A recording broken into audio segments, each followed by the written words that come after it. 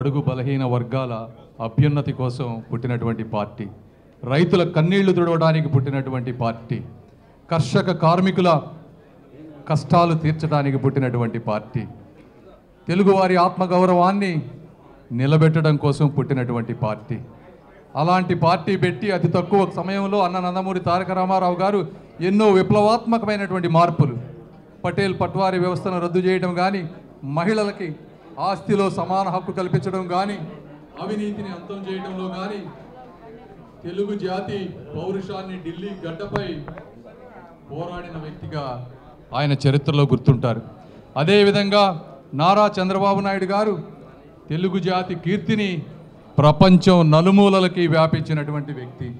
ఈరోజు ప్రపంచంలో ఉన్నటువంటి ఏ కంపెనీలో అయినా 30-40% తెలుగు వాళ్ళు ఉండి ప్రపంచాన్నే శాసించేటువంటి పరిస్థితికి వచ్చారు అంటే ఆ కృషి అంతా కూడా నారా చంద్రబాబు నాయుడు గారికి దక్కుతుంది అని చెప్తా ఉన్నాను.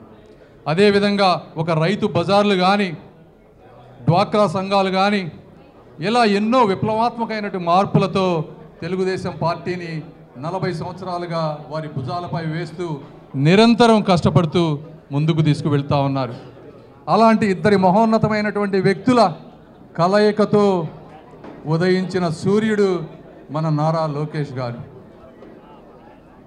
ఈరోజు యువతని ఉత్తేజపరుస్తూ ఉర్రూతలూగిస్తూ తెలుగుదేశం పార్టీని ముందుకు తీసుకువెళ్తున్న నిత్య శ్రామికులు నారా లోకేష్ గారు.